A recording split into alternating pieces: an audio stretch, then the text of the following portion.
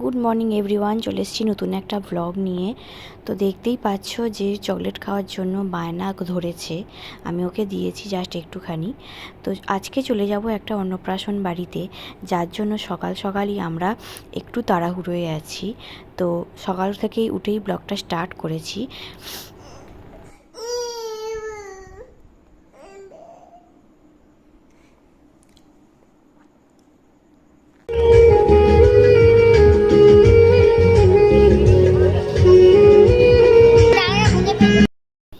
তো সকাল থেকে প্রচণ্ড ব্যস্ততার মধ্যে দিয়ে চলে এসেছি, ভিডিও করতে পারিনি। তো চলে এসেছি এখানে অন্নপ্রাশন বাড়ি। তো প্রথমেই খেয়ে নিচ্ছি আমরা ড্রাই চিলি ফিশ। এখানে কুশল নিয়ে নিয়েছে, আর আমার খাওয়া অলরেডি হয়ে গেছে। আর প্রচণ্ড গরম, তাই মানু একটু অস্থির হচ্ছে বটে। আর ওর বাবাকে দেখতেই পাচ্ছ, ঘেমে স্নান হয়ে যাচ্ছে। এই ছোট্ট বাচ্চাটার অন্নপ্রাশন। এই দেখো কি সুন্দর একটা কেক এনেছে, আর এই মাটির থালায় সব কিছু সাজিয়ে ওকে খেতে দেওয়া হয়েছে। এতটাই গরম যে ভালো ড্রেস ওকে পরানো যাচ্ছিল না, যার জন্য এই সুতির ড্রেসটাই ওকে পরাতে হয়েছে। এটি হলো ওর মা, বাচ্চাটার মা।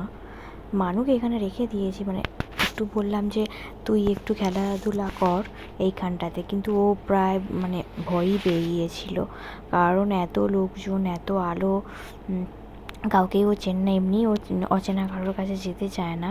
তোর বাবা বললো চলো একটু নামিয়ে দেওয়া হোক, তো ও কিন্তু যেতেই চাইছিল না। তবে এইগুলো দেখে, এই পুতুল টুতুলগুলো দেখে বা কেকটা দেখে ও কিন্তু বেশ ইন্টারেস্টেড বা হচ্ছিল, মানে ও ভাবছিল যে ওগুলো কখন আমি গিয়ে ঘাঁটবো। এই দেখো জুতোটাও আমি গাড়িতে রেখে এসেছি, তাই পরানো হয়নি। আমি তাই জন্য বলছিলাম যে ওকে তুলে নাও। তো বাচ্চাটা উঠে গেছে, আর মানুকেও বললাম যে ওকে তুলে নাও, কারণ নিচে অনেক কিছু জিনিসপত্র আছে তো, আর ও তো জুতো পরেনি, তাই। কেন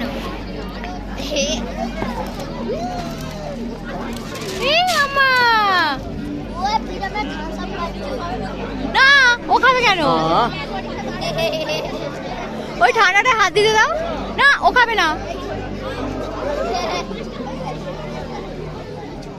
ওই ঠান্ডা গ্লাসটা একটু হাত দিতে দাও না।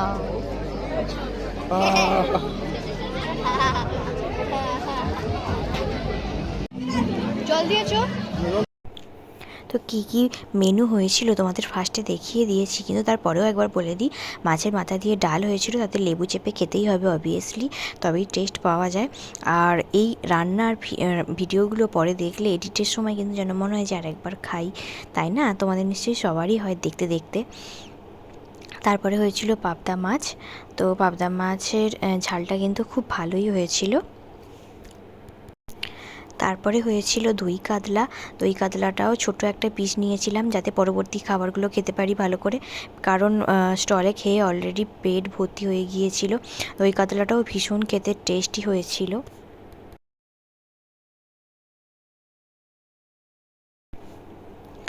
এরপর রাইস আর খাসির মাংস, যেটা সব জায়গাতেই হয়ে থাকে আর কি, কম্বিনেশান করে। তো যাই হোক, খুব ভালো প্রত্যেকটা খাবার হয়েছিল। দেখতেই পাচ্ছ, তোমাদেরকে দেখাবো বলে আমি একটু ছিঁড়ে দেখিয়েও দিলাম। আর রাইসটা এতটাই ভালো হয়েছিল যে আমি আরেকবার রাইস নিলাম, যেহেতু আমি ভাত কম কম করে খেয়েছি, কারণ রাইস আর খাসির মাংস খাবো বলে আমার খুব ভালো লাগে খেতে। তো অনেকেই পোলাও মাংস ভালোবাসো, কিন্তু আমি রাইস আর মাংসটাই ভালোবাসি। আর মাটনটাও আমি আরেকবার নিয়ে নিয়েছিলাম। পিসগুলো কিন্তু বেশ ভালোই দিয়ে গিয়েছিল আমাকে। তো খাওয়া দাওয়া কমপ্লিট, দেখতেই পাচ্ছ একদম বিধ্বস্ত অবস্থা, ভীষণ গরম দিচ্ছে, মানে কাট কাট গরম যেটাকে বলে না, ওই রকম। তো ভীষণ রোদও উঠেছে। তো যাদের মেনলি অনুষ্ঠান তাদের বাড়িতেই তো যাওয়া হয়নি, বা তোমাদেরকে দেখানো হয়নি। তো এদের বাড়িতেই অনুষ্ঠানটা, এদেরই অনুষ্ঠান একটু দূরে হচ্ছে একটা মাঠে। তো এখানে মানুকে শুইয়ে দিয়েছি এসিতে, কারণ ওর ভীষণ গরম হচ্ছিল, ওর বাবা নিয়ে চলে এসছে এখানে। আর আমি খেয়ে এখানে এলাম, এবার ওর বাবা খেতে যাবে। তো এখানে বসে আছে দেখো। কেন, কি হয়েছে? এই নাম্বারটা আছে তো? হ্যাঁ, রমেশকে বললাম ফোন করতে।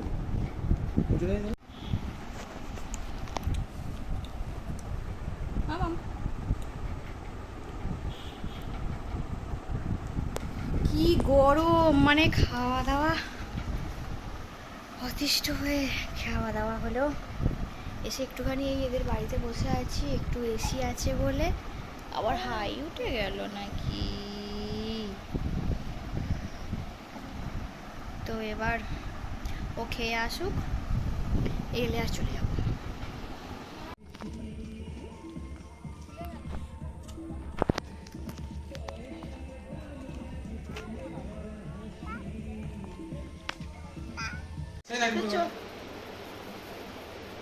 চলে এসেছি আমি বাড়িতে, আর সন্ধ্যেবেলা যাব মায়ের ওখানে। প্রচণ্ড গরম দিচ্ছিল, বাড়িতে এসে যেন শান্তি পেলাম। মানু ঘুমিয়ে পড়েছে, তো দেখা হচ্ছে আবার সন্ধ্যেবেলা। আচ্ছা, আমাদের এখানে মাংস হয়েছে, কিন্তু মারা যেহেতু মাংস খাবে না, দেখতে পাচ্ছি আমি ওখান থেকে একটুখানি খেয়েছি, যে মা যেহেতু মাংস খাবে না, সেহেতু হচ্ছে মায়ের জন্য এখানে আবার আমি রেডি করেছি মায়ের জন্য। আমি এখানে রেডি করেছি, সেটা হচ্ছে যে ঢেঁড়স ভাজি, এই হচ্ছে ডাল, শুকনো শুকনো মুগের ডাল, আর এই যে এখানে আছে রুটি। তা আমি এখন এগুলো এখন যাব না, তাই জন্য আমি এগুলোকে একটুখানি গরম তো খুলে রাখবো, খুলে চুবড়ি চাপা দিয়ে রাখবো, তারপরে ও নিয়ে যাবে। মাংস মায়েরা খাবে না বলছে, যাই জন্য দেখি মাংস যদি পাঠাই 2 পিস পাঠাবো, তবুও দেখা যাক কী করি। আর ওইদিকে মানু ঘরে এসিতে বসে আছে, থাক। তো রাত্রে মানুকে ডিনার করিয়ে নিয়ে এসেছি মায়ের এখানে, যেহেতু মায়েরা একটু আগেই ফিরেছে দিদির ওখান থেকে, মানে নেদারল্যান্ড থেকে ফিরলো, তো তাই জন্য মানে একটু ক্লান্ত হয়ে গেছে। তো খাবার দাবার আমি ওই জন্য ওখান থেকে এনেছি, মানে আমি বাড়ি থেকে বানিয়ে এনেছি মায়েদের জন্য। তো মা বাবা অনেক দিন পরেই ফিরেছে, মানু ততদিন একটু বড় হয়ে গেছে, চিনতে পারছে কিনা সেটাই মায়েরা দেখছে আগে। তো ভুলে তো যাবে না, কারণ ছোটোবেলা থেকেই এখানেই ছিল। আমার দিদি এই খেলনাটা পাঠিয়েছে ওর জন্য। তো প্রথমেই দেখে ও খুব খুশি হয়েছে, কারণ ওর এত বড় খেলনা নেই, প্রায় ওর কাছাকাছি খেলনাটা, খুবই বড়। আর এই হচ্ছে জুতো, একটু জুট হয় না, ওই কাপড়ের জুতো। তো খুব ভালো দেখতে জুতোটা, তো মাকে দিয়ে পাঠিয়ে দিয়েছে। আর মাও কিছু কেনাকাটি করেছে মানুর জন্য, সবার জন্যই করেছে। আস্তে আস্তে তোমাদেরকে সবই দেখাবো, আমার সবই ভিডিও করা আছে। তো যাই হোক, তোমরা বলো তো পুতুলটা কেমন হয়েছে। আশা করি প্রত্যেকেরই ছোটোবেলায় এইরকম একটা পুতুল থাকে, যেটা মানুষের মতো দেখতে হয়। পুতুলটার বুকের কাছে চাপলে আবার মিউজিক হয়, যেটাতেও আরও বেশি ইন্টারেস্ট পাচ্ছে।